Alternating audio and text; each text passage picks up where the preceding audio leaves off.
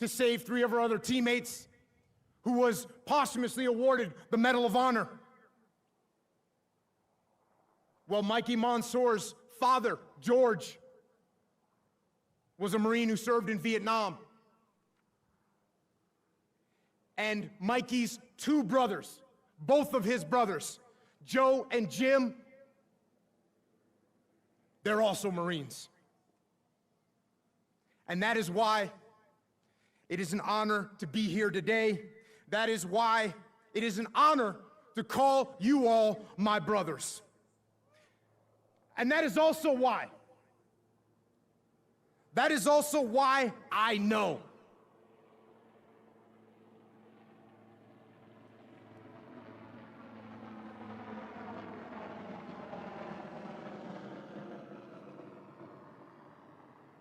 I know that despite all the people that fear the rise of evil in the world, despite all the people that are concerned about the future of freedom, and despite all the people that are concerned about the fate of our great nation, I can tell you this: I am not concerned at all.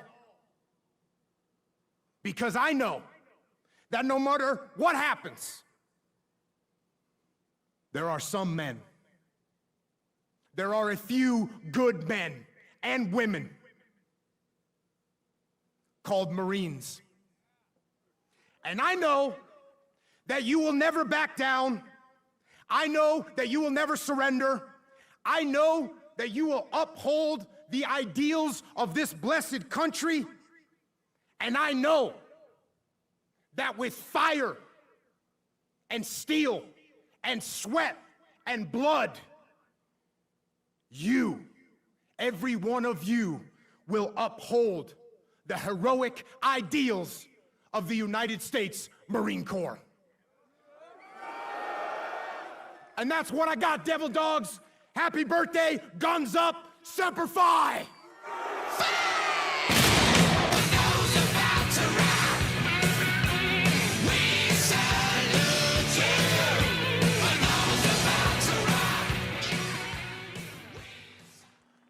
Ladies and gentlemen, please direct your attention to the video screens for the world premiere and exclusive release of the full 250th birthday message from the 39th Commandant and 20th Sergeant Major of the United States Marine Corps.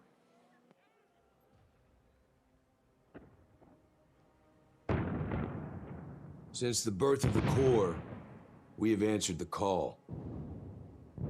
Through every battle, every climb, in every place.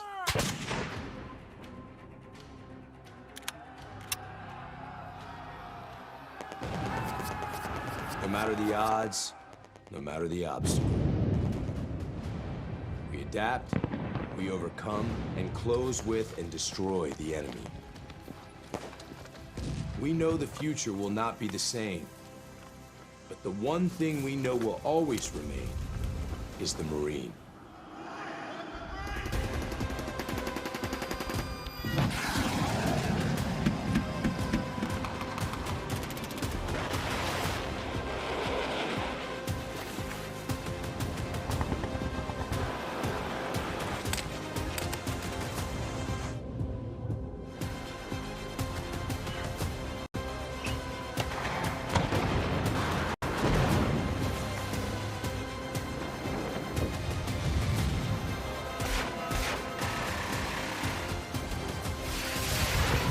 For 250 years, we have formed ranks and held the line. And we will for the next 250. Marine Corps is a far-flung organization. Detachments of Marines are serving in every Navy yard, naval station, and guarding every naval activity everywhere in the world. I visited a great many of those places. Everywhere I heard expressions of goodwill towards the Marines. Everywhere I observed the friendly relations existing between the people and the Marines. For 2.5 centuries, we have shouldered the responsibility of freedom on behalf of our nation. Every battle fought, and every sacrifice made has been etched into our legacy. We're Marines. We always find a way to work things out. No matter what happens anywhere, we can make something happen that'll turn the tide of battle. We are that adaptable to whatever the situation is. We trust our corporals with more responsibility, our lieutenants with more responsibility, our lieutenant colonels with more responsibility than any other branch of service, because we do more with less. There's no other branch that can do that. It's by far the greatest institution still in my mind on the face of the planet, because not everybody can be a Marine. You have to earn the Eagle, Globe, and Anchor. And I think that's what attracts the type of people that the Marine Corps has. Every Marine who has earned the Eagle, Globe, and Anchor bears a responsibility that stands the test of time to the Marines, past, present, and future. We don't join the Marine Corps. We are the Marine Corps. Core of our being is that we're convinced we're the best fighting force in the world, and the truth is, we are. I believe the immediate bond between Marines is so strong just because of the way we're trained. We have a very specific niche culture of, greatness, our heritage, our warrior ethos. I think all those things, separate us, and we find them in each other. You may have a reason why you join, but there's a reason why you stay. You stay because of everything you're learning about how to be a warrior, how to maintain those warrior ethics, so that when that bomb goes off, you're ready to do your part. As Marines, our warrior mindset is something that can never be defeated. For 250 years, the Marine Corps has been successful because that's the only option. Success is all we know. The character of war has and will continue to change. We have adapted, evolved, and innovated, but our warrior spirit remains consistent. The nature of war is taking something that somebody else has that you want, and it's never changed, probably never will change. The character of war, however, has changed a lot. World War II, we used ships, planes, bombs. All the way to today, we use, as you can tell by the news, we use ships, planes, bombs. We just have a lot better technology. I don't know that one battlefield's ever been the same for any generation. The types of war, the ways of war, all that is constantly going to be changing. What's going to decide our next and our future wars is not going to be the technology, it's not going to be money, it's going to be the level of the belief of our people, of what they believe in, and the standards that they hold themselves to. We are more lethal, more capable, and more ready than ever, while grounded in the traditions that made us who we are. We will not win the next fight on platforms alone. It is the Marine who will break the will of the enemy. As Marines, I believe the most powerful aspect of our training and such an important part of who we are, holding on to that history that came before us. The Marine Corps is lethal because of our willingness and our eagerness to take the fight to the enemy in any climb or place and win those battles, sometimes at any cost. Our history is not only a story of battles won, it is a story of people, of commitment, of family. An unbreakable bond that transcends ranks and lasts a lifetime. I think the only way to honor them is to live a life that's worthy of their sacrifices. And the only way that you can do that is by going out and being the best that you can be, by going out and by still upholding those standards as a Marine, by celebrating them, by telling their stories and giving the next generation some legacy to live up to. Cream rises to the top. And that's what we have in the Marine Corps today. The Marine Corps is the operational Marine Corps. But there's another aspect of the Marine Corps. It's the former Marines or former active duty who are out there in all walks of life. It's amazing when you think of it.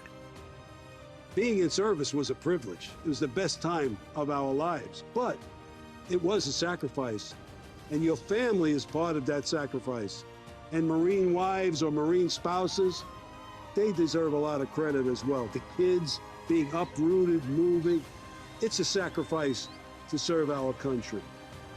Without the support of their loved ones and their immediate family, it's hard for them to complete their job. So again, it's so important for military families and Marine Corps families to understand that their role and the role that they play in supporting their loved one while serving is just as important. For 250 years, we have proven there is no better friend and no worse enemy than a U.S. Marine. For those people who wish evil upon the greater good, David Bellavia said it best, you know, somebody else will raise your children. To the enemies of our nation, don't get comfortable. Whether you're in the air, at sea, or on the ground, we adapt. We always have, and we always will.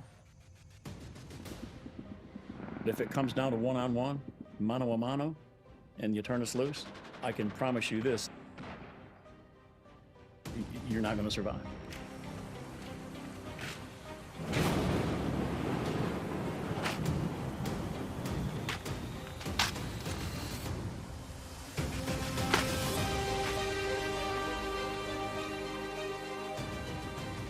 From our first amphibious landing at Nassau, to the black sands of Iwo Jima, to urban combat in Fallujah, our Corps has come a long way since Samuel Nichols first took command of 2 battalions at Tun Tavern. Though weapons, platforms, and technology continue to evolve, our individual Marines' grit, discipline, resolve remain our decisive advantage. For 2.5 centuries, Marines have preserved our legacy as America's premier expeditionary force, because we are forward, ready, and lethal. When the moment a Marine earns their Eagle Glove and Anchor, they inherit a rich tradition of honor, courage, and commitment, a legacy that is etched on our souls forever. Our history is one of winning our nation's battle, and make no mistake, we will be called to fight again. We will be ready, and we will win. Since our foundation, we have fought in every climb and place, upholding our oath and preserving who we are, the few and the proud. But we cannot break stride. We must continue to train for the next fight, because victory will go to those who seize the initiative, impose their will, and never yield. The pursuit of excellence in the profession of arms is our heritage, forged by an unbreakable fighting spirit. The memorial behind us stands as a testament to that fact. We stand on the shoulders of the giants that came before us. We must not fail them. The challenge is on all of us every day to uphold the standard that the title Marine demands. Happy 250th birthday, Marines. Semper Fidelis.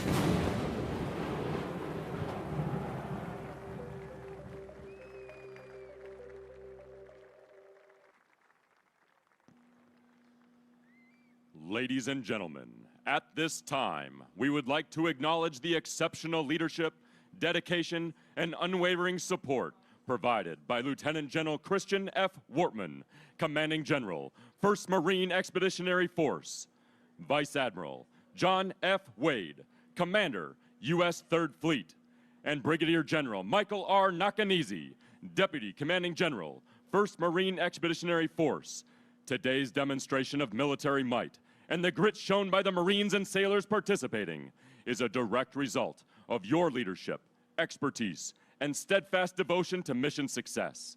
The scope of your accomplishment here is unprecedented in this century. The American people can take comfort in our military's readiness to defend the homeland and our nation's interest abroad.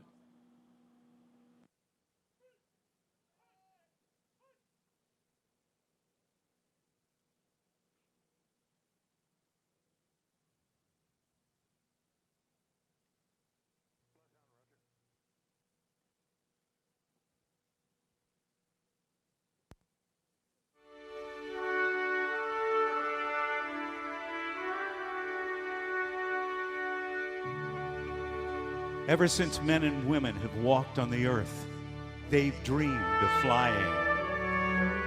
They wondered what the birds could see that they could not. Even 500 years ago, artist and inventor Leonardo da Vinci dreamed of flight and made drawings of a flying machine. But it wasn't until 1903 that two brothers from Dayton, Ohio, Wilbur and Orville Wright, built a powered aeroplane and overcame gravity and taught the world to fly.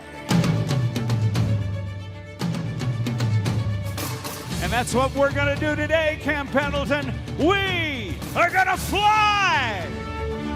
Good afternoon, ladies and gentlemen, and boys and girls. The 2025 Beach Blast is about to begin. In the next few hours, you're going to see the Navy's precision parachute team, the Leapfrogs. You'll get a close look at the Navy's F-35C Lightning II, the Navy's first stealth fighter. We'll see the N18G Growler electronic warfare aircraft.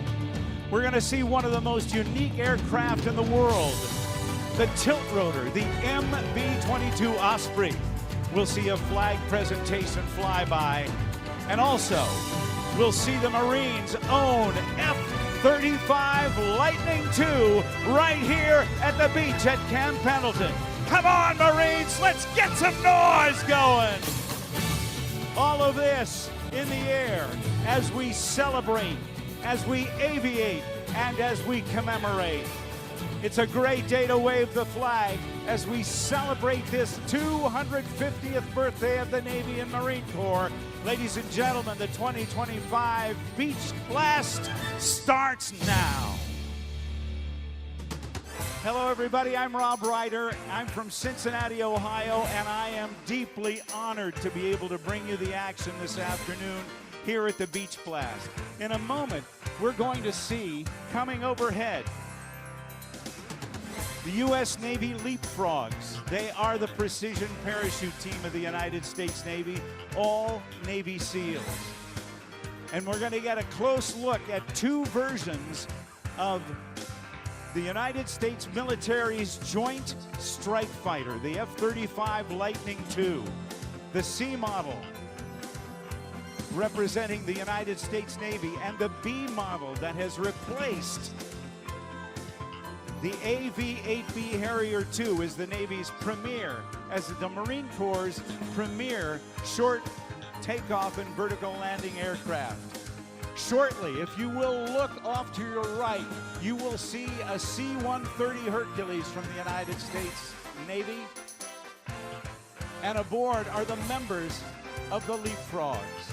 They will be jumping from about 6,000 feet. As they exit the aircraft, they will reach terminal velocity, 120 miles per hour, high and to your right. Just to the north of center point here at the show, there's that C-130. The C-130 Hercules has been around since the mid-1950s and continues to serve our United States military today and the militaries of a number of different countries around the world. Over 2,500 have been built, and they are still coming off the production line new at Lockheed Martin's Marietta, Georgia production facility. Jumpers are away. All of our jumpers originally learned the skill of military free fall as part of the extensive SEAL training pipeline prior to joining the operational SEAL team. SEAL team operators train extensively in tactical parachuting, providing the capability to penetrate denied or contested areas virtually undetected. Though today's demonstration takes place in broad daylight, these missions are typically conducted under the cover of darkness over both land and sea.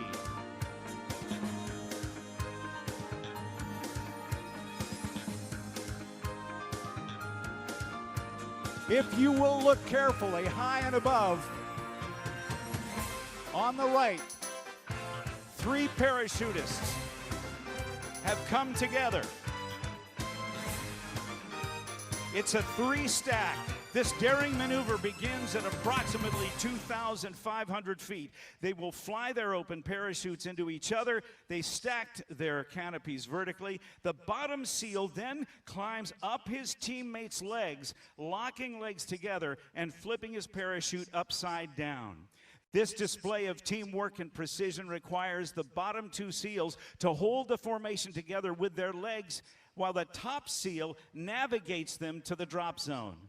When they reach about 800 feet, the pilot will release, allowing the two lower parachutists to separate and accelerate toward the ground at 50 miles per hour before releasing their legs at just 400 feet above the drop zone. You can see that one of the jumpers is upside down, almost directly overhead.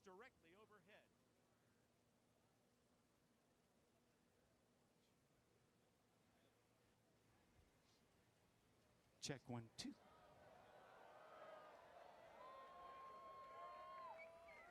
Now, ladies and gentlemen, high and above, the two jumpers are now in a down plane with the American flag.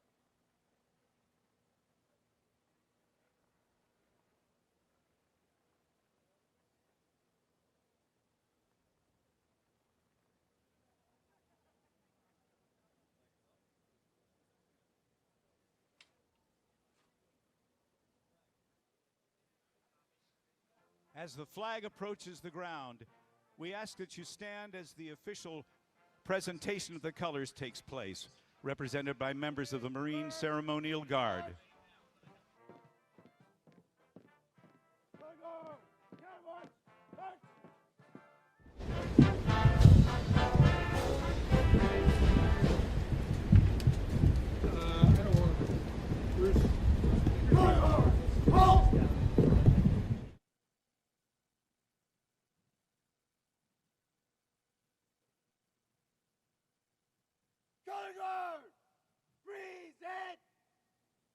Ladies and gentlemen, please stand for the singing of our national anthem.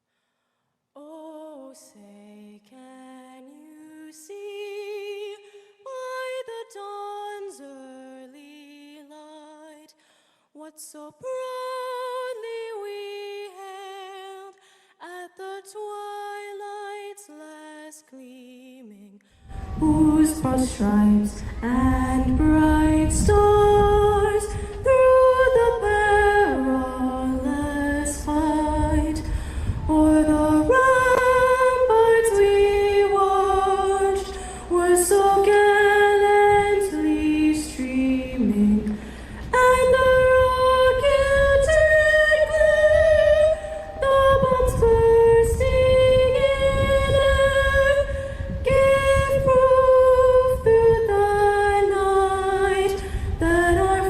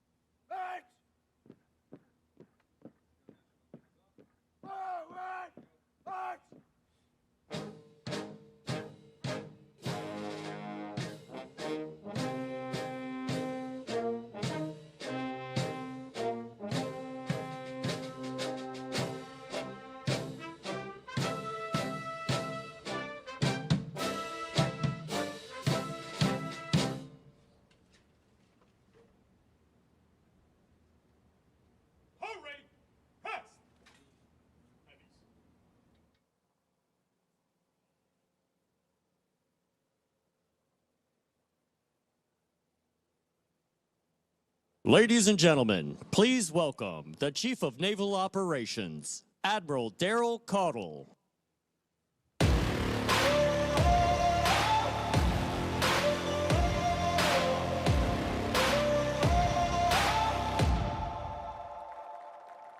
I've got that lightning inside me, son of a god. I'm like a titan that's rising on just you watch. All right. Well, good afternoon, Camp Pendleton. It is an honor to be here with the warfighters who make Southern California the front line of building, training, and delivering our maritime combat power. We just had a greatest opportunity ever, returning from a world life experience of exceptional amphibious demonstration off the coast. And let me tell you, your Navy Marine Corps team absolutely crushed it. Mr. Vice President, thank you for joining us today, witnessing firsthand the integrated strength of integrated sea power. I'm sure this brought back some vivid memories of your time in uniform. It's great to welcome you back among your Marines. Secretary of War Hegseth, thank you for your steadfast support of our men and women in uniform and your focus on uncompromising standards. You continue to be a tireless champion of the warfighter and the ethos required to win in combat. Secretary Phelan, as always, sir, a pleasure to be your wingman. Thank you for your leadership and partnership. From robust ship-to-shore operations to close-in air support to seamless handoffs between blue and green forces, what we witnessed today was not just a demo, but a textbook execution of integrated all-domain warfare. That kind of performance doesn't just happen. It's forged through discipline, training, and a unified commitment to mission success. No other maritime force on Earth can generate and project combat power with this level of speed, scale, and synchronization. Let's give a round of applause to the men and women who made this happen.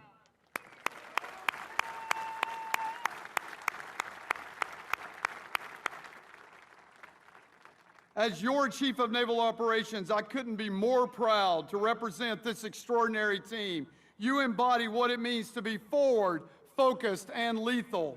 Whether you're on the bridge, in the cockpit, in the whale deck, or on the beach, we're all part of a single integrated fight. For over 250 years, it's been this unity between sailors and Marines that has given our nation the decisive edge, from the shores of Tripoli to the waters off the Red Sea. And today, as then, we stand the watch together, delivering maritime dominance and extending America power from sea to shore.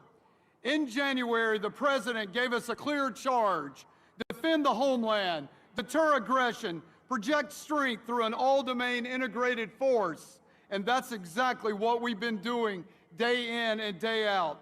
Across every ocean and every contested region, our Navy Marine Corps team is leading from the front, reassuring allies, restoring deterrence, and responding with precision and resolve when called.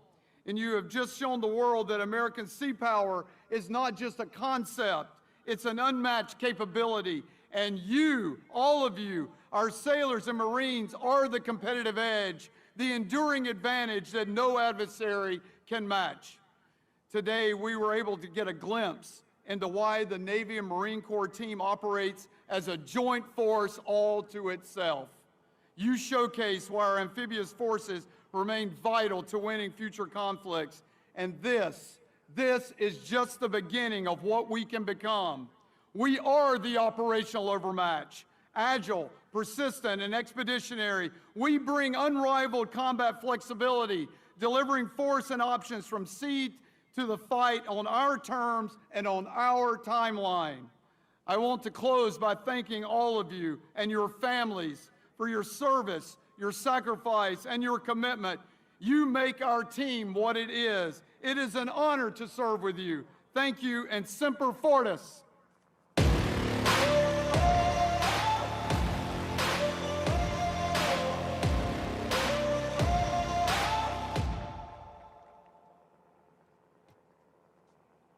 ladies and gentlemen, please welcome Commandant of the U.S. Marine Corps, General Eric Smith.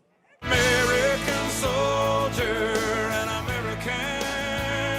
Beside my brothers and my sisters, I will proudly take the stand. When liberty's in jeopardy, I will always do what's right.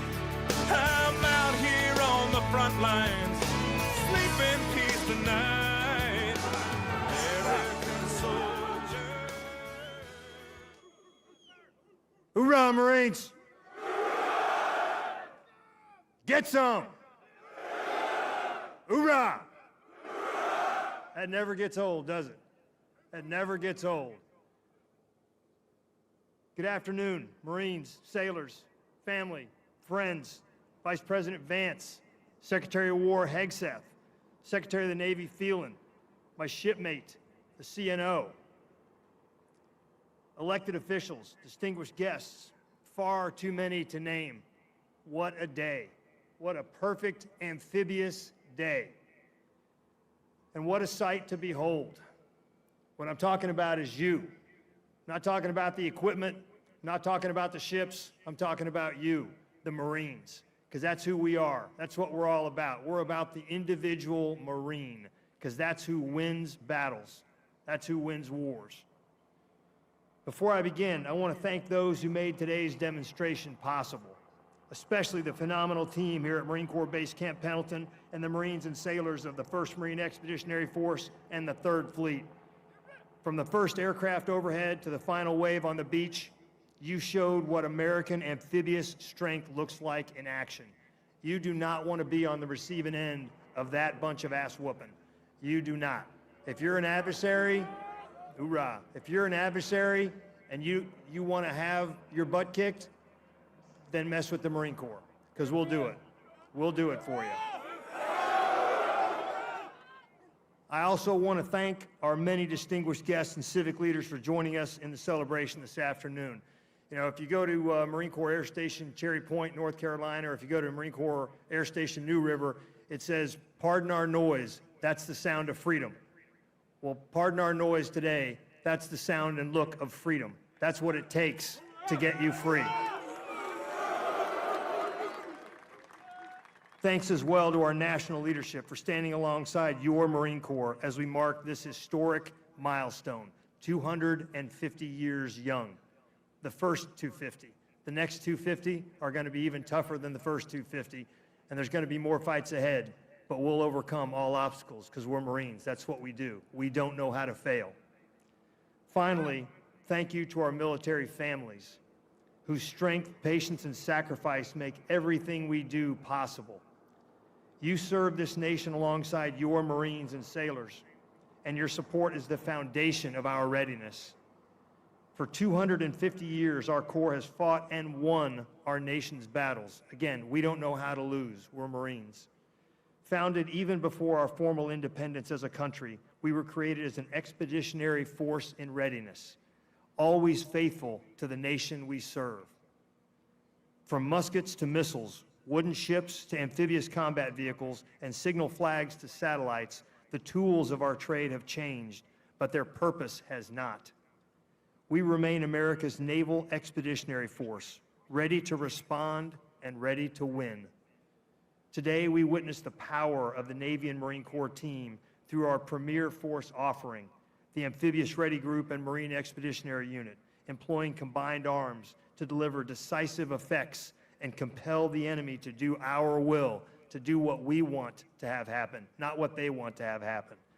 But none of what you saw, the precision fires, the air assault, the seamless integration of firepower, none of that means a thing without the Marine behind it, without the Marine behind his M4, without the Marine sitting in the vehicle, driving it, without the pilot flying the aircraft. It is all about the Marine. It's all about you. The strength of the MAGTF lies in its Marines. Their warrior ethos and core values strengthen us and sustain us during difficult times. It is the Marine, resolute beneath our nation's flag, who carries the day every time. Honor, courage, and commitment are the living code of a Corps that endures because of uncompromising standards. Standards that guide us in our purpose, unite us in battle, and bind us across generations. From Bellawood to Iwo Jima to Ramadi and Fallujah and Helmand Province, we're still the same. We're a Corps of Marines. We are a band of warriors dedicated to the defense of this nation. The Marines here today are cut from the same cloth as those who seized Tarawa, withstood the cold of Korea, and fought through the streets of Iraq and the mountains of Afghanistan.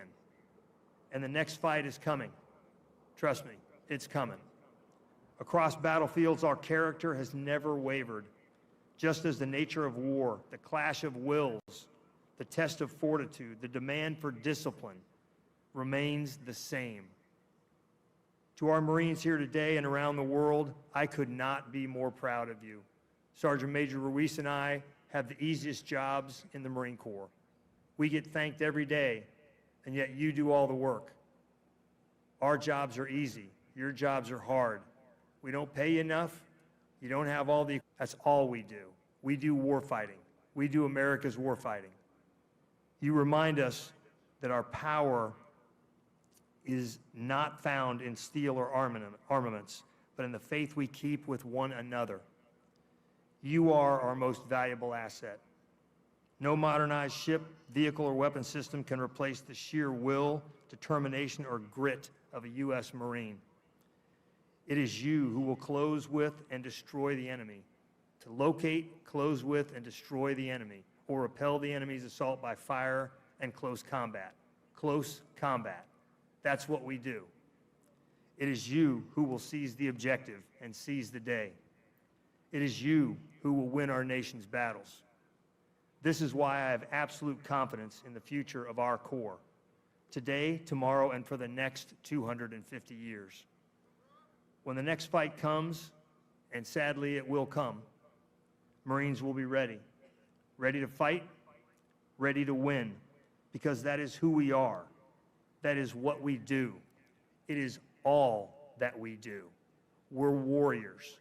That's all that we do. We are America's crisis response force. We're the 911 force. We're the people who go out the door at 0:30 to get our mission done, to accomplish it on behalf of the American people, to stick a bayonet in the heart of our adversaries, just like we did at Bellawood, just like we did at Bladensburg and Chapultepec and Iwo Jima and Inawitak and Kwajalein and Quezon and Ramadi and Fallujah. That is who we are as a Corps. Never forget that. Never forget that it is up to you to pass on the Marine Corps to the next generation of Marines who are currently in high school or middle school or grade school or just being born. We owe it to them to pass on our heritage and our legacy, unvarnished, untarnished, and sharp as a razor. That's who we are. That's who we've always been. That's who we will always be. We are America's crisis response force. Don't ever forget that, Marines. Be proud of that Eagle Globe and Anchor that you wear tattooed onto your chest. You earned it. Only you can own it. Only a few, a very few, are capable of earning the title Marine. I'm proud of each and every one of you. Thanks for being here today. Thanks for stepping up to serve when so many couldn't or wouldn't. Thanks for being Marines. Hoorah, Semper Fidelis. American soldier and American, beside my brothers and my sisters, I will proudly take a stand when liberty's in jeopardy. I will always do what's right. Ladies and gentlemen, please welcome to the stage the United States Secretary of the Navy, John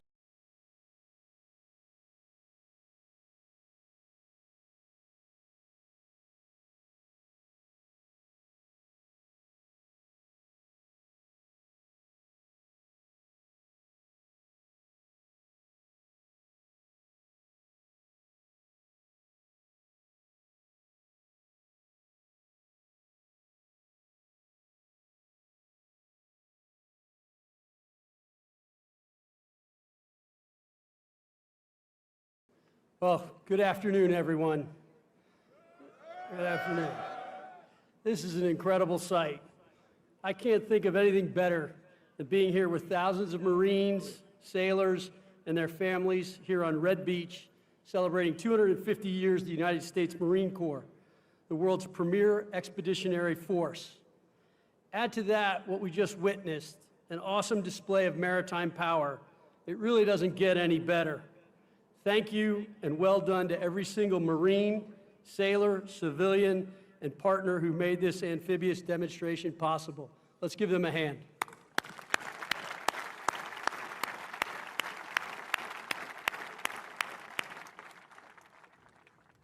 On behalf of President Trump and the Department of the Navy, I want to thank every Marine and sailor across the globe for standing in defense of our nation with honor, courage, and commitment. You carry forward a legacy that began in Tun Tavern in 1775, when a few tough men decided this nation needed a corps of warriors who would always be the first to fight. 2.5 centuries later, that decision still echoes across every battlefield and beachhead where freedom has been tested.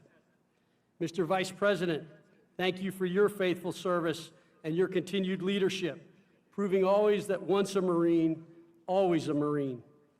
Secretary of War Hegseth, thank you for your continued service and for your unwavering advocacy for our sailors and Marines. Thank you as well to the Commandant, CNO, and to our senior Navy and Marine Corps leaders. And to members of Congress, state and local leaders, and distinguished guests, thank you for joining us today and for your continuous support.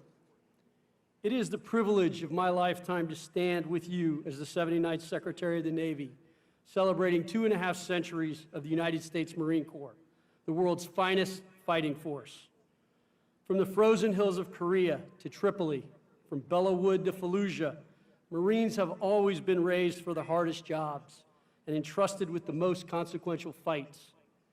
From the beginning, the Corps was built on conviction, on the belief that courage and character are the true measure of a warrior. As Major Doug Zembeck said, be a man of principle, fight for what you believe in, live with integrity, lead from the front, be valorous on the field of battle, and take responsibility for your actions.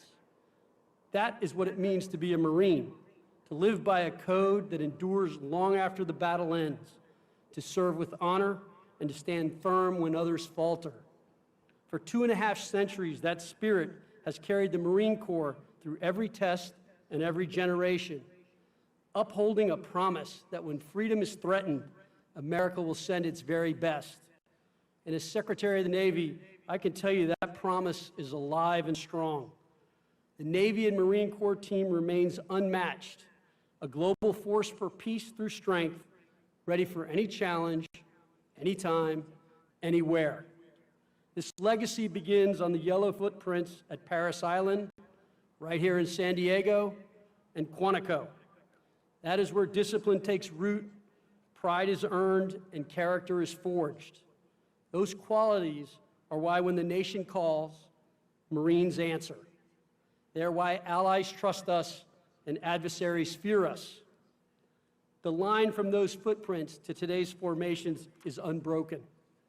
Marines carry the same courage forged at Guadalcanal, where the 1st Marine Division, hungry and exhausted, refused to quit and proved that grit and discipline win battles. When others said it could not be done, Marines said, "Watch us." Every generation of Marines has found new ways to fight and new tools to wield.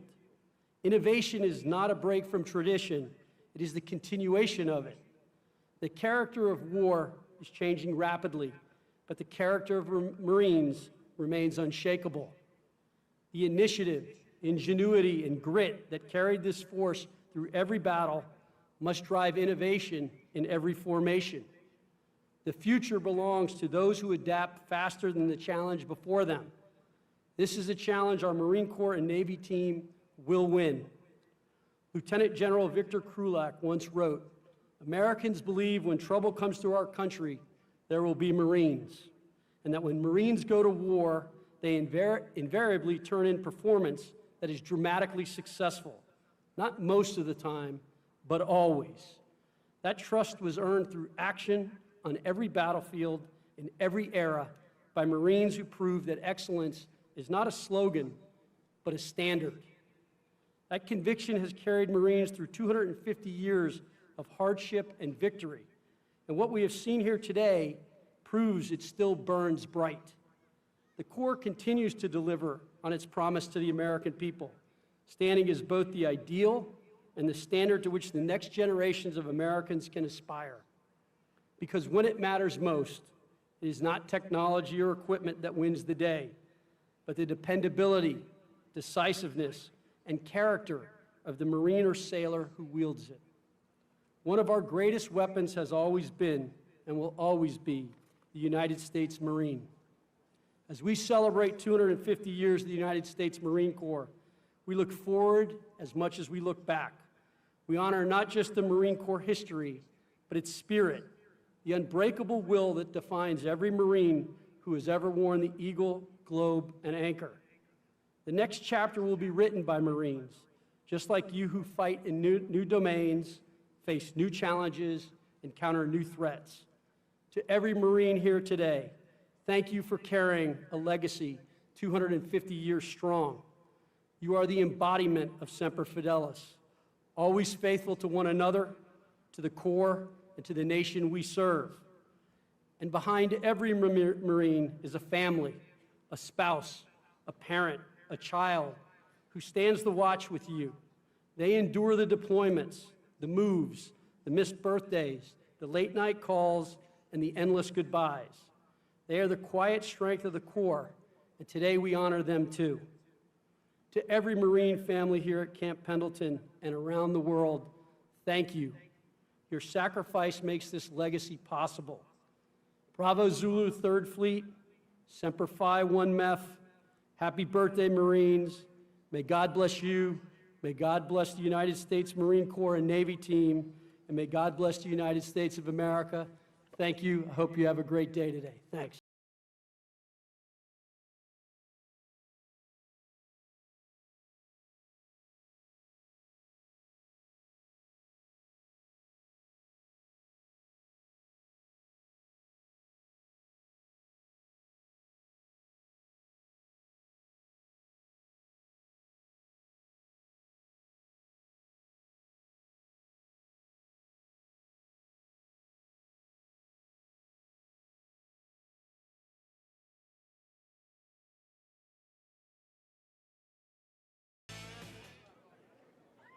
Ladies and gentlemen, please welcome to the stage the United States Secretary of War, Pete Hegseth.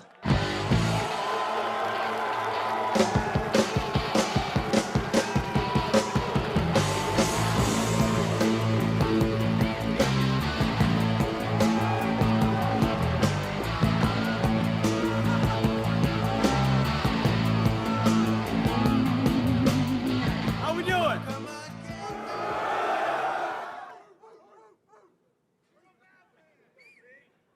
Hoorah, Marines! Man, that is beautiful. Let me just say, this might be one of the most beautiful sights I think I've ever seen. In fact, I'm not supposed to say this, I'm really not, but I think you guys might be my favorite. Don't tell anybody.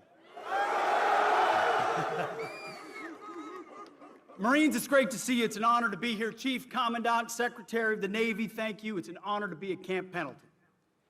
And looking out at these Marines today and the Navy SEALs I had a chance to do PT with this morning, you know, I do PT all around the country now with the troops, and it's turned into Smoke the Secretary.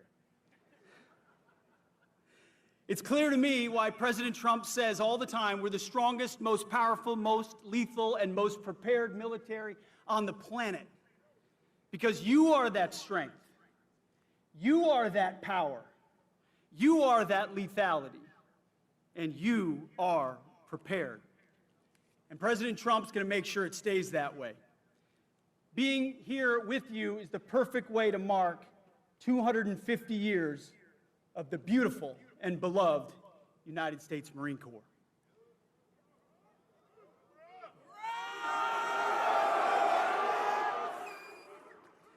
President Trump has made our mission clear. We needed clarity, and he provided it.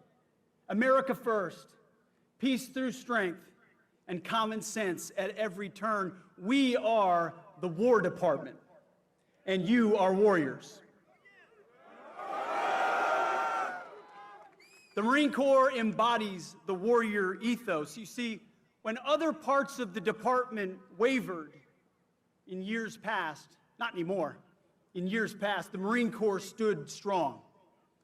When other parts of the department wanted to go woke, the Marine Corps stood strong. When other parts of the department wanted to lower standards, the Marine Corps stood strong.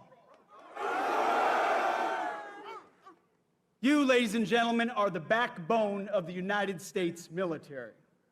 You always have been, and that's why we're proud to honor you today. 250 years ago, Major Samuel Nichols formed the Continental Marines. The next year, the Marines won the Battle of Nassau, capturing 2 forts from the Brits. Since that day, the very mention of the Marine Corps stirred panic in the hearts of our enemies. From the halls of Montezuma to the shores of Tripoli, Marines have been the tip of the spear of our armed forces and the vanguard of the fight for freedom, just as they are right now in the Caribbean. Let's hope the wrong people don't FAFO around there. In the most critical battles our nation has ever faced, it is often Marines, forged by unique traditions and tough as nails training, who land first. And they volunteer to put themselves in harm's way. Thanks to the blood and sweat of men who came before you, every American knows the truth of the phrase. It's not just a phrase, it's a way of life for all of you. Semper Fidelis, always faithful. You see, because I look out at this crowd, I see a lot of different types of faces. The truth is, your diversity is not your strength. It never has been. Your strength is in your unity of purpose. It's in your shared mission. It's in your oath to the Constitution. It's the bond that turns individuals into single-minded fighting units. You see, you are set apart. You're not civilians. You're devil dogs, leathernecks, United States Marines. Hoorah! You are set apart for a distinct purpose. You kill bad guys and break things for a living.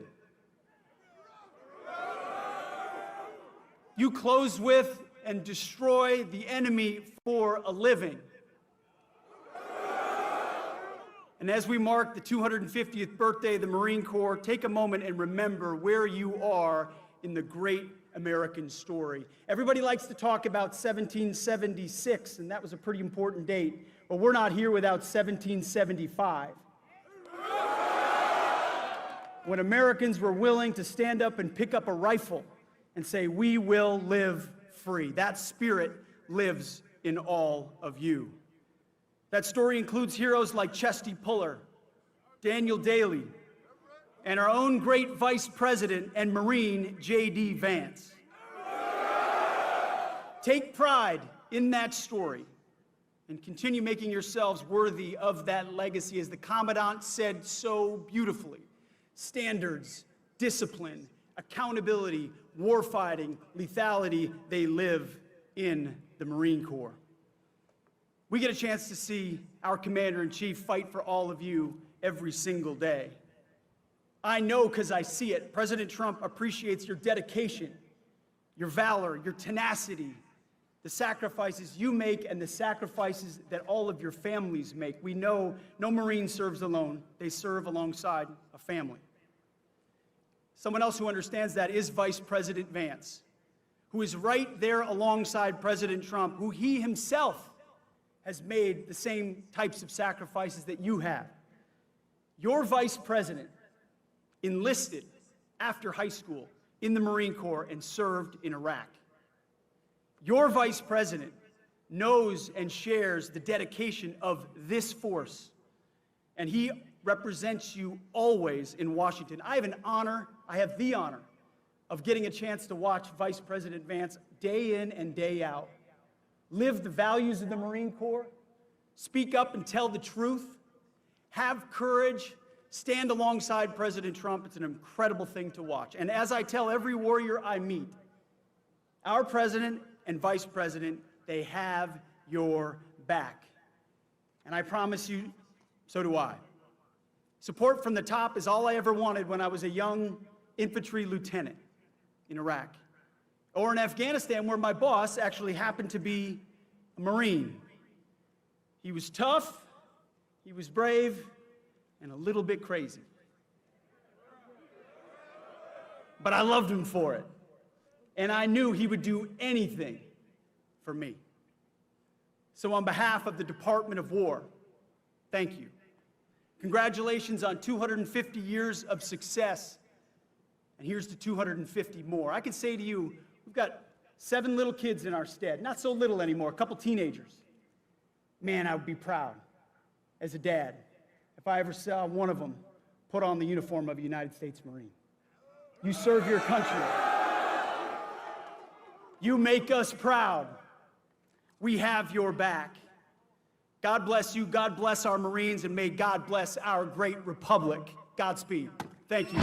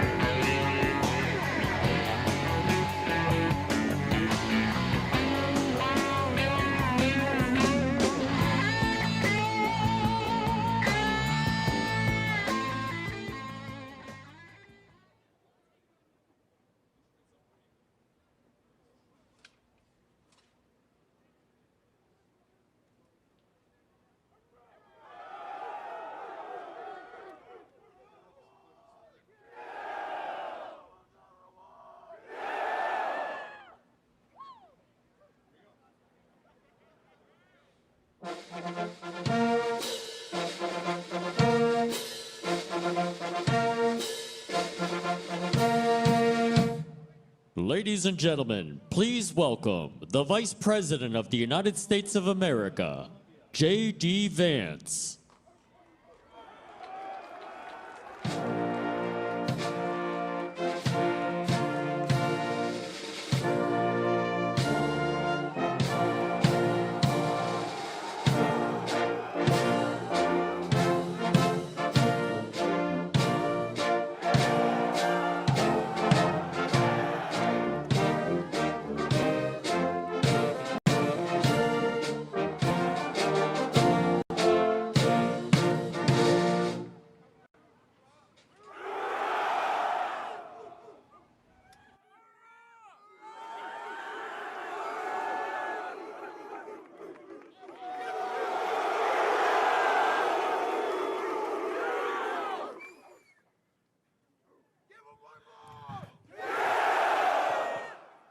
Hoorah, Marines!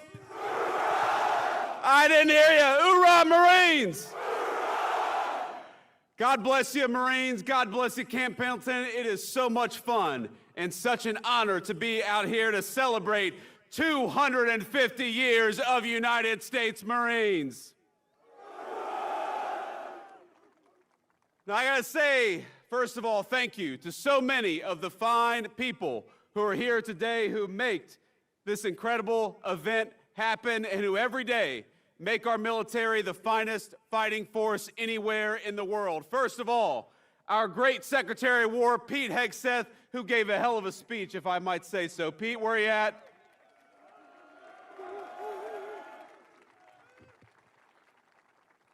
Now, he is a soldier, but are we proud of our Secretary of War, Marine Corps? Now, I will say, I was talking to Pete about this speech and thinking about what I said, and I realized that over my 4 years in the United States Marine Corps, I probably learned about 100 jokes about United States Marines. And every single one of them, Marines, would mean the end of my political career if I told it up here today. I sent a few of them last night to my communication staff, and I said, can I tell this one? And they said, please no, sir. Please, please do not tell that one.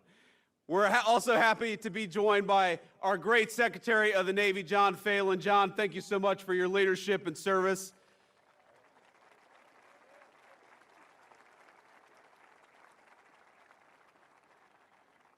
I got to give a shout out to my beautiful wife, our great Second Lady, Usha Vance, with the Marine Corps hat.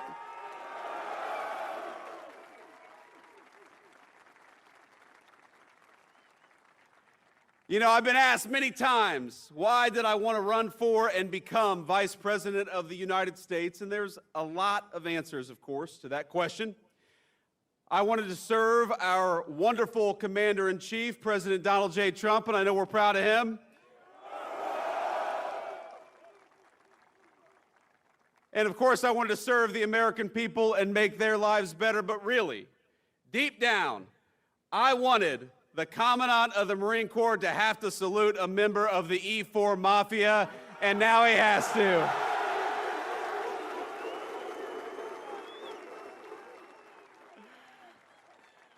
And Marines, we have a great Marine Corps Commandant in General Eric Smith. General, thank you so much for everything you do.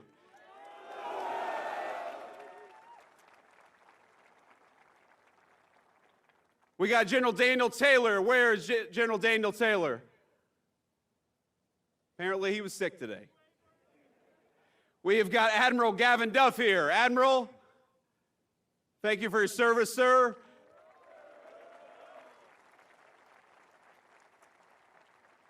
We have got Colonel John Caldwell and General Michael Nakanizi. Did I pronounce that right, General? There we go. I did okay. I'm the Vice President, so you can't tell me I'm wrong. And of course, Marines, I bring greetings today from our Commander-in-Chief, Donald J. Trump, and he wanted me to tell each and every single one of you that he's proud of you, that he loves you, and that despite the Schumer shutdown, he is going to do everything he can to make sure you get paid exactly as you deserve.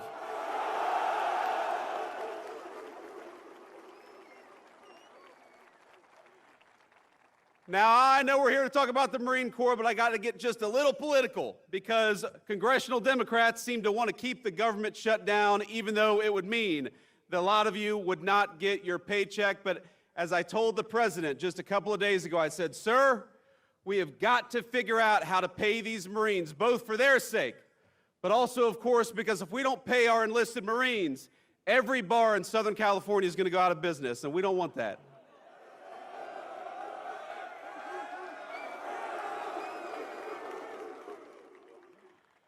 Now, I've also got to give a special shout out to the incredible display that we saw earlier today. It made my heart sing as your Vice President, and it was a testament to the Corps' strength and unbeatable power. It reminded me why I am so proud to have worn the uniform, to be one among your ranks, and to be the very first Vice President to have been a United States Marine.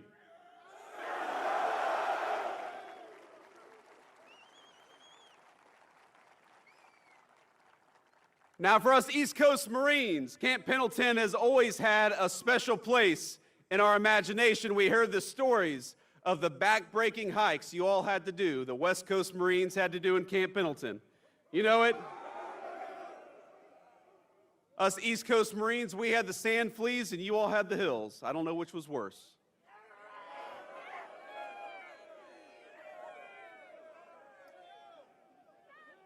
These guys behind me have opinions. So let's give some credit to the amazing Marine units who pulled this off.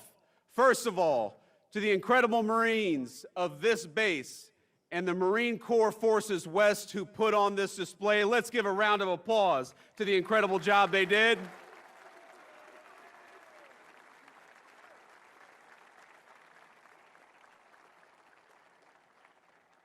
And I want to talk about some of those units because you all made me so proud. I know we must have some Marines from the 1st Marine Division. Where are you?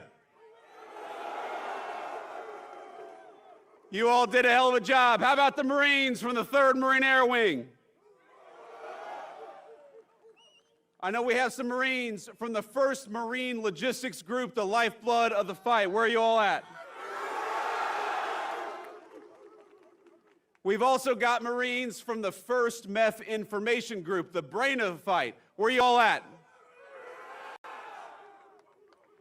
And we've also got, of course, men and women from Marine Corps Installations West, the folks who keep the home front. Where are you, Marine Corps Installations West? There we go. Now, I know you all know we cannot leave out our brothers and sisters of the seas, so we're proud to have all the sailors of the Navy's 3rd Fleet here to celebrate 250 years of Marines. Thank you.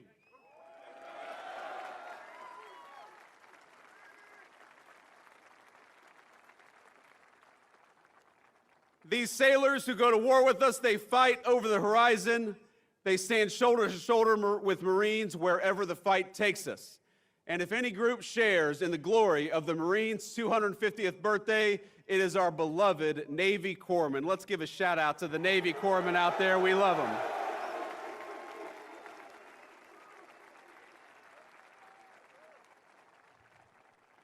And I know every Marine has had the story of walking into a corpsman's office, barely alive, suffering the most severe illness you've suffered in your entire life, and they'll say, just go home, hydrate, and take 2 Motrin, and it'll work out just fine. So thank you to the corpsmen for taking care of us, but also toughening us up.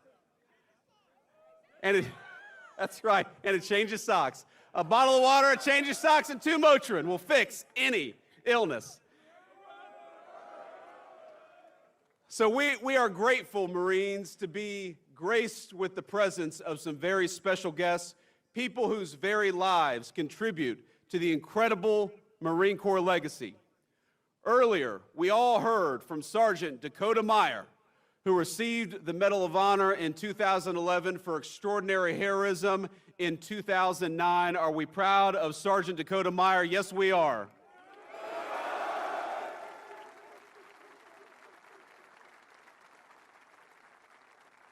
And despite the constant rain of enemy fire, then Corporal Meyer made multiple runs across an ambush zone that day, saving the lives of 36 American and Afghan troops. Dakota Meyer, we love you. We're proud of you. You're the very best of the Marine Corps and the very best of this country.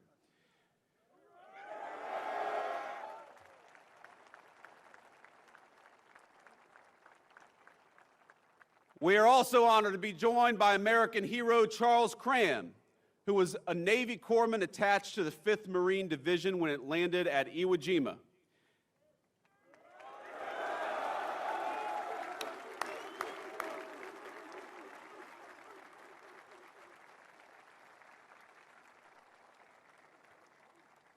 Now, as part of that force, this American hero watched the Stars and Stripes raised over Mount Suribachi before being wounded on the 7th day of battle while tending to a Marine. For his valor, he was awarded the Silver Star, the Bronze Star, and the Purple Heart. Sir, we love you. Thank you for your service.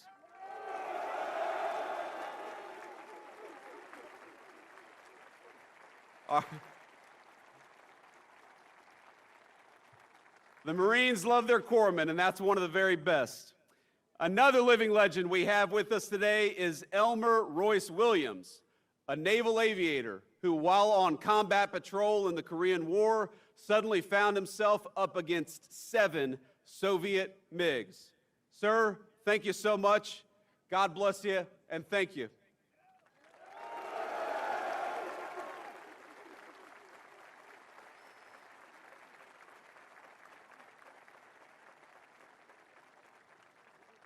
Now we're going to let the brave lieutenant take a seat, but I got to talk a little bit about him. I got to brag on him, because despite the odds, Lieutenant Williams took down 4 of them in a single 35-minute dogfight, the longest dogfight in naval history, a record, I believe, that still stands to this day.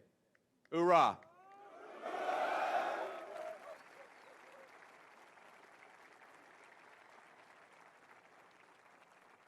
Now, not only did he take 4 MiGs down, he demolished the MiG's reputation as an unbeatable aircraft and secured his place among the legends of American military aviation.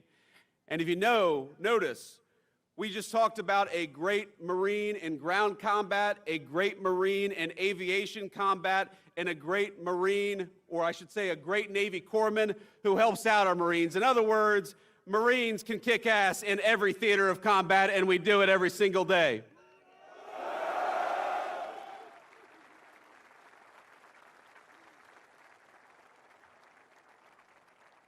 And I finally got to give a shout out to my dear friend, recently retired Master Sergeant Charles McKelvey. Chase, where you at, man?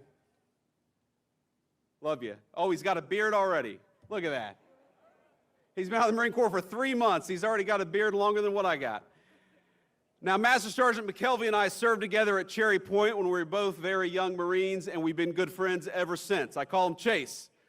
Other Marines will tell you Chase is an extraordinary person, the smartest, kindest Marine you'll ever meet, and those are descriptions I can personally attest to. Now, he was supposed to join me at my inauguration to become the Vice President last January, but tragically he lost his wonderful, devoted wife, Jillian, to a terrible illness just days before. So I want to tell you, Chase, in front of all these Marines, we're proud of you. We're thankful for you. I'm sorry I couldn't see you in January, but I'm glad to see you today, my friend. I love you. Semper Fi.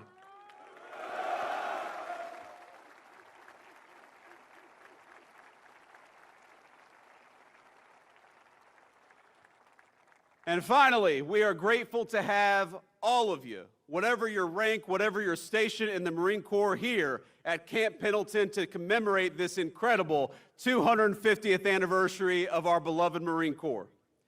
From these mountains and this water, Marines have deployed to every major fight of the last century, from island hopping across the Pacific to Vietnam's Hue City to Kuwait to Helmand and beyond.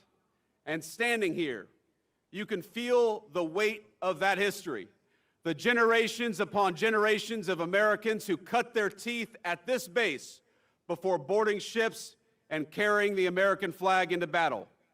But that's exactly what Marines do. For 2.5 centuries now, this beloved Corps has served as our nation's sharp edge, always forward deployed, always ready, and always faithful. My service in the Marine Corps was a huge part of my life. I would not be here today. I would not be the Vice President of the United States. I would not be the man I am today were it not for those 4 years that I served in the Marine Corps. Now, before I was enlisted, I was pretty terrified about the prospect of becoming a Marine. I'm sure that a lot of you can share that. I remember I had nightmares before I went to boot camp of drill instructors yelling at me, of being away from my family, of being constantly stretched well beyond my own physical limits. It's daunting stuff, as all of you know. And as anyone who survived boot camp can tell you, it's all real. But my cousin Rachel, in particular, one last shout out to a former Marine. In particular, she pushed me to do it. A veteran of the Corps herself, she got it. She understood what joining does for a young man or a young woman. So she pushed me to go and talk to a recruiter, which I did, and I will never forget that conversation. Because at no point did he try to sell me on the United States Marine Corps. He warned me, he said, "You don't enlist in the Marine Corps to make money," and you all know that's exactly right.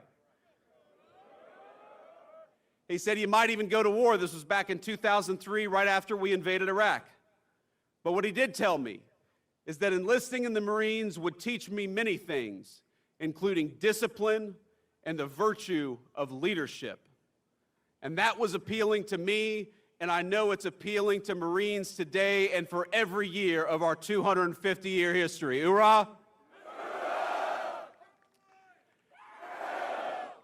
But over the days that followed, what further dawned on me was that I needed to do this not just for me, but for the nation. My country needed me just as sure as the country needs each and every one of you today. The September 11th attacks had occurred barely a year earlier. And as I weighed what enlisting would mean, the crisis in Iraq was becoming a full-out war. So I made the call. As an 18-year-old senior in the state of Ohio, it was one of the first times in my life that I recall feeling like the country actually needed me. And when I realized I had a responsibility to something so much greater than myself or even my family, and I had an obligation to act on that feeling of duty. And I know that's something that animates every single one of you, whether you're a private or a general. That spirit of service has been the spirit of the Marine Corps for 2.5 centuries. So I just wanted to say, from the bottom of my heart, from one Marine to another, from the Vice President of the United States to the whole Marine Corps, thank you for your service. We are proud of you and proud of your service.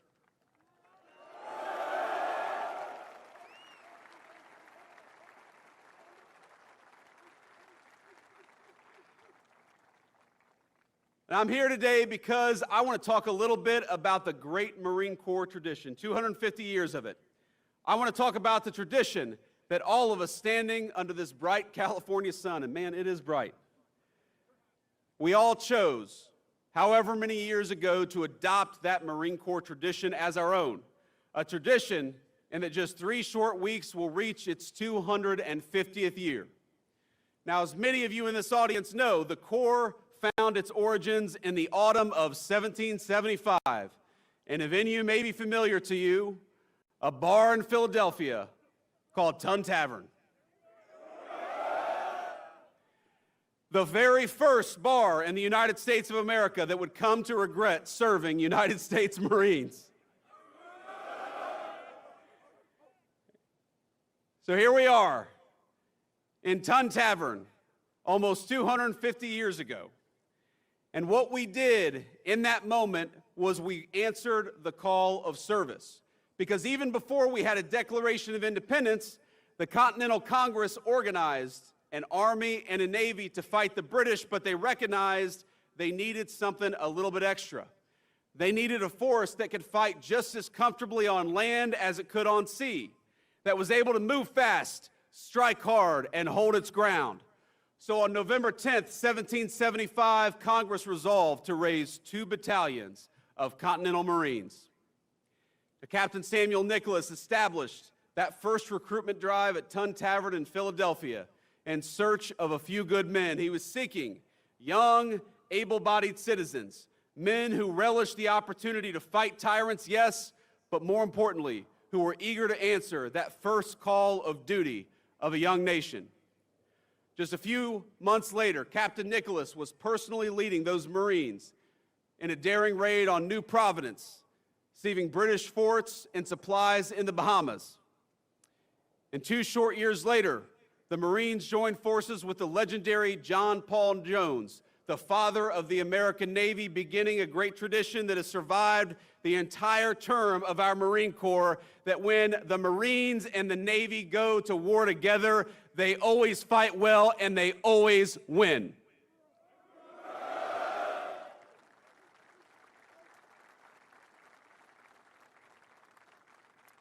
The War of Independence set a blueprint that Marines follow to this day. Boldness in action, unity in purpose, and a lightning readiness to go wherever the nation required.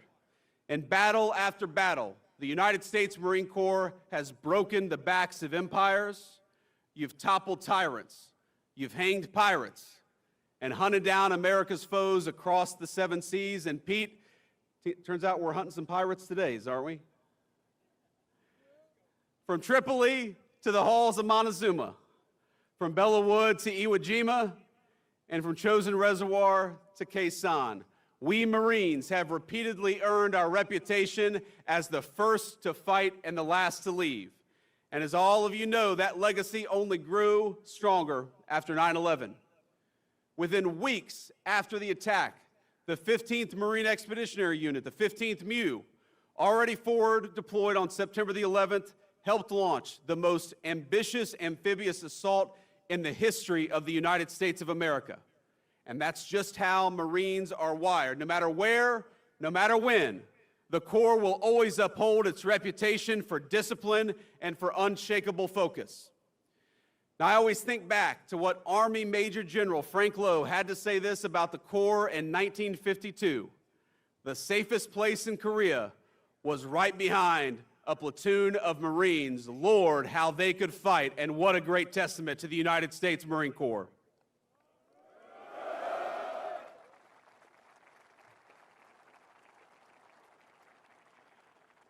Because while the world keeps changing, new weapons, new threats, and new ways in which we wage war, the nation will forever need the United States Marine Corps. And in the Trump administration, we know that the work you do, protecting our country, putting your lives on the line to defend our way of life, is at the heart of Marine Corps service. Now, when officials try to shift focus to mandating diversity quotas, or they try to inject partisan politics into the American armed forces, they impede the Marine Corps' ability to do its best work, and that's why the Secretary of War and the President of the United States have stood so firmly against that crap. Because when you can't operate at your best on the battlefield, it puts everybody's lives at risk. And it's why we're recentering the focus of all of our military, including the Marine Corps, on those timeless values of discipline, readiness, and faith in one another. Now, I remember when I was a young recruit in boot camp talking about how politically correct things got maybe over the last few years, and I compare it to my time in the Marine Corps. I remember I was lining up as a young recruit to go to church one Sunday morning, and back then there were two lines. There was the Catholic line, and there was the Protestant line. And I remember we all get into our lines, and there's one recruit who's just kind of standing there by himself. And you know, the folks watching on TV may not realize that Marines refer to themselves in the third person when they're in recruit training, because you haven't earned the title of United States Marine, and so you have to say this recruit instead of I. And so you've got this one recruit standing out there by himself, and the drill instructor says, "Hey, what the hell are you doing?" And the recruit says, "This recruit is an atheist." And the drill instructor says, "Bullshit, get in the Catholic line."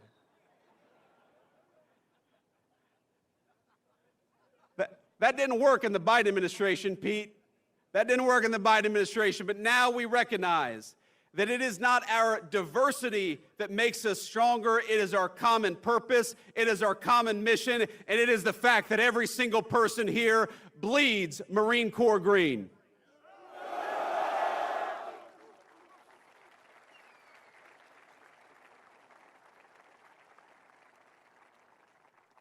And I think that all of you should realize that from the President of the United States on down, this government is proud of you, it's proud of the tradition of the Marine Corps, and it's proud of the fact that that great tradition has custodians in each and every single person here, each and every single Marine who is serving today. And I hope that the proud Marine Corps tradition, you heard Pete talk about this, Chesty Puller, Dan Daly, John Basilone, all of these great Marine Corps heroes, they should inspire you through their action to be the very best Marine in the future that you can be. Now, I remember so many people who made my Marine Corps journey and made the country better in the process. I remember a gunnery sergeant who saved me from financial ruin. I was a young Lance Corporal, and I was going to go to an off-base car dealership and buy a used car with a low dealer-provided interest rate of 22%.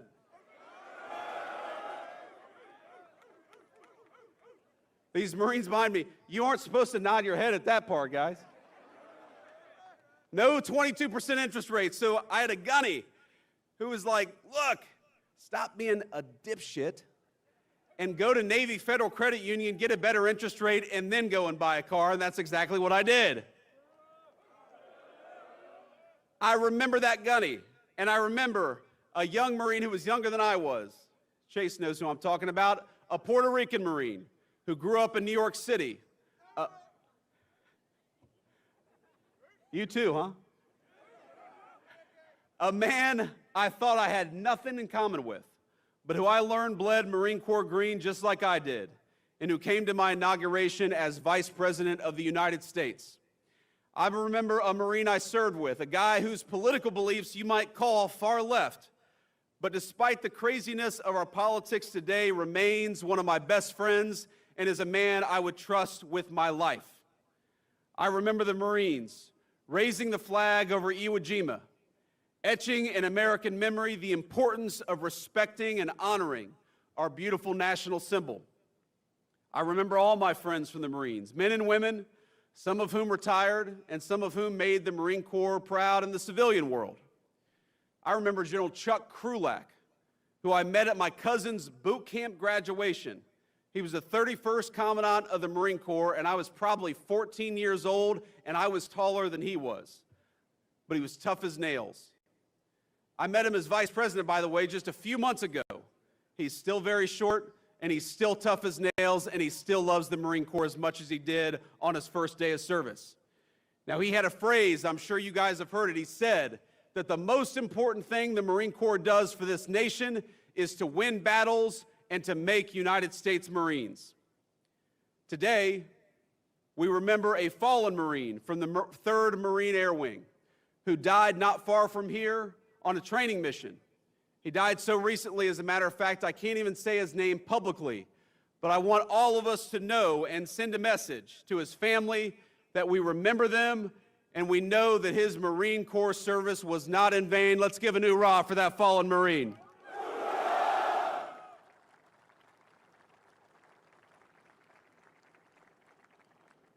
I know that all of us remember the friends who went off to war, and we particularly remember the ones who were mangled in combat or who never came home at all. Every single one of you has memories like this. Every single one of you is lucky enough to have friends like mine. Within each of you is your own Marine Corps legacy burning every single day. And because of that, every one of our fellow Marines lives on. As Gunnery Sergeant Hartman in Full Metal Jacket, we like Full Metal Jacket, Marines? He said, but the Marine Corps lives on forever, and that means you live forever.